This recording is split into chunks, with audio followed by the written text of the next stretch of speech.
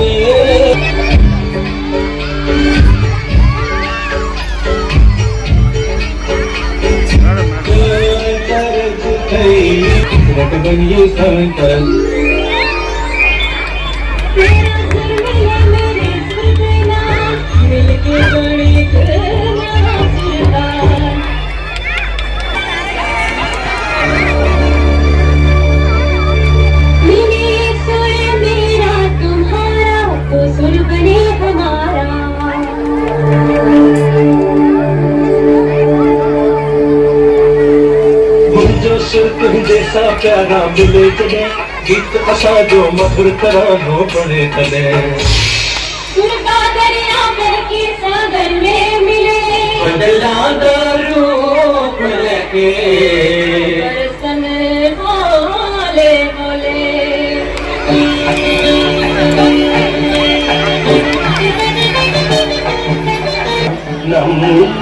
ഇരുവരും സുരവും നവതായും വിജയ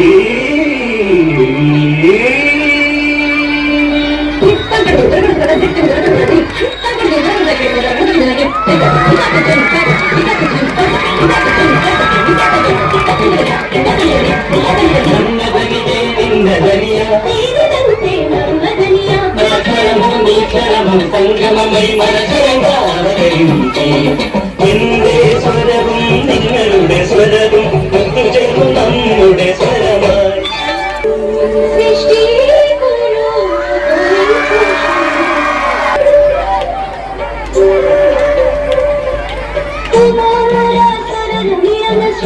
करे चलो चलो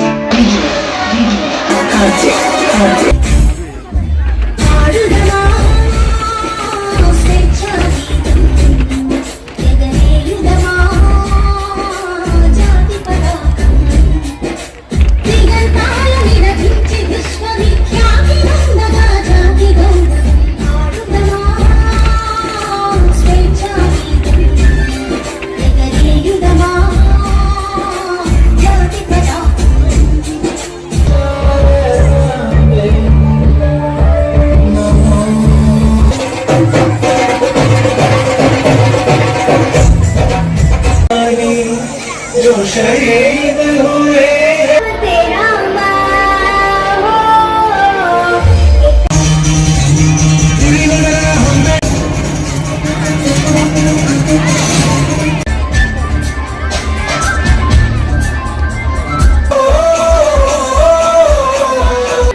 విద్యార్థిని విద్యార్థులందరికీ కూడా స్వాతంత్ర దినోత్సవ శుభాకాంక్షలు. ప్రపంచవ్యాప్తంగా మన దేశాన్ని ఎంతో గౌరవించే స్థితికి మనం తెచ్చుకున్నాం. దీనికి మన స్వాతంత్ర సమర యోధులు వాళ్ళు వేసినటువంటి పునాదులే కారణం. నిర్మించాలి అనుకున్నారు, ఒక భారత జాతిని నిర్మించాలనుకున్నారు, అనేక జాతుల్ని ఏకం చేయాలనుకున్నారు, భిన్నత్వంలో ఏకత్వాన్ని తీసుకురావాలనుకున్నారు, ప్రజల మధ్య సామరస్యాన్ని పెంపొందించాలనుకున్నారు, సోదర భావాన్ని పెంపొందించాలనుకున్నారు. అలాగే మహిళలు పురుషులు అనేటువంటి తేడా లేకుండా అందరూ సమానంగా ఈ దేశంలో స్వేచ్ఛగా జీవించాలని కోరుకున్నారు. పద్ధతిలో ఇటుక మీద ఇటుక కట్టినట్టుగా గనక ఒక గోడని బలంగా ఎలా నిర్మిస్తామో మన సక్సెస్ ను కూడా అలా నిర్మించుకోవాలి. అప్పుడు మాత్రమే మనం సాధించినటువంటి లక్ష్యం కావచ్చు, విజయం కావచ్చు నిలబడుతుంది. గొప్ప వాళ్ళంటే వాళ్ళు ఎదిగిన స్థాయికి 10 మందిని తీసుకొచ్చే వాళ్ళు గొప్పవాళ్ళు.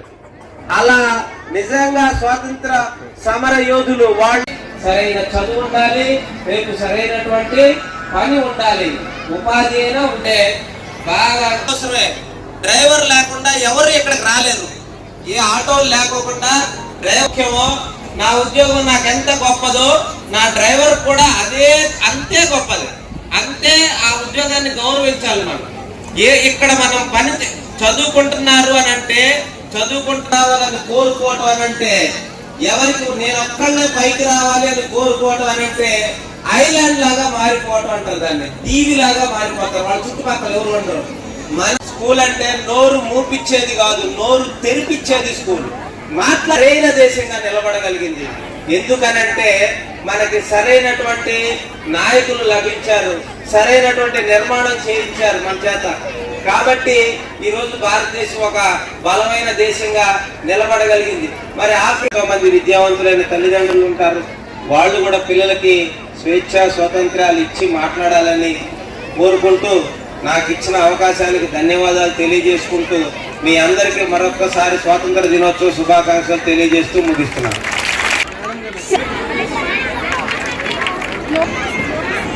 Second rank goes to Karishma. Second rank goes to Anisha. D. Anisha.